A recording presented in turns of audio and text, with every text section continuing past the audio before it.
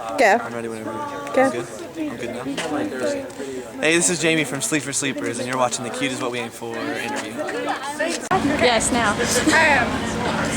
There's a band that I've loved since I was 15, alongside the Panic at the Disco. You've heard me talk about them tons. And I have the lead singer with me. He's from Buffalo, New York. He has an all-new lineup, and he's on tour right now with the Friday Night Boys, the Bigger Lights, Down with Webster. And as you guys all know, I'm Katy K, and this is the interview with Shaant. I'm sorry. He knows what we aim for.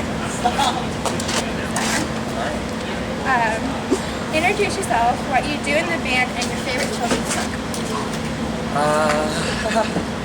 My name is Shaant, as you said, from Cute Is What We Aim For, and my favorite children's book was Stinky Cheese Man. How did the band name become to be? It was just a joke. This was friends when I was 14, and when I started a band, I randomly just tagged them into it, and I didn't think that it was going to How do you think your music changed from the same old blood rush with a new touch to rotation? How did it change? How do I think it changed? Well, it definitely got more intense. It had a heavier side, and it was darker. The fact that my lyrics were not at all pleasant, and I was not in a good place. I didn't write anything down for the record. Everything that you hear was just kind of things made up on the spot, and I think it suffered a great deal from it. Just got darker. It was still good. On Pure Volume, you posted a new song, Harbor. Yes, ma'am. Is that the sound you're heading towards? I don't know, because if you listen to our records, hopefully every song kind of has its own thing, you know, and it's a little tricky to say that one song will dictate what the rest sound like. So for me, I sure as hell hope not. I like to listen to them. It's fun. Yeah. Do you know when you can expect your new album to be out? I would like it to be out later this year. That's the goal. Okay. Okay, so pretty much, if there was a, is there,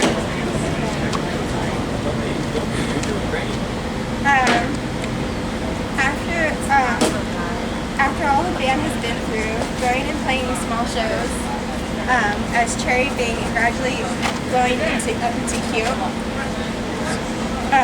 playing Madison Square Garden and countless sold out shows, all the way to the time off you recently took.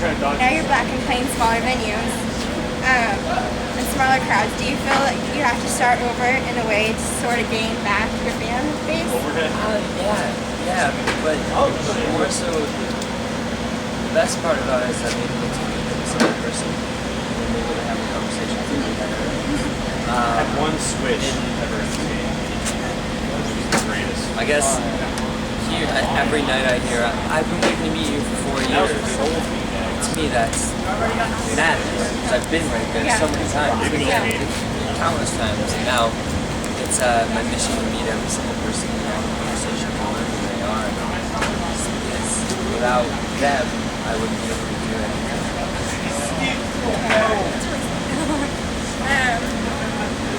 What would you be doing now if you didn't have Keel? I'd probably be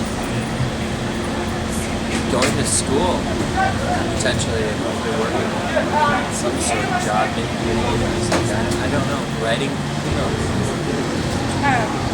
When you walk out on stage, do you ever feel like when you look out into the crowd and have to take a breath and realize how far personally you have come with the band and being pretty much a solid member of the remaining band? Yeah, I shake every day.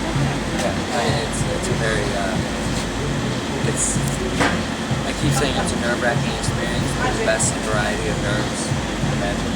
It's just really professional and exciting.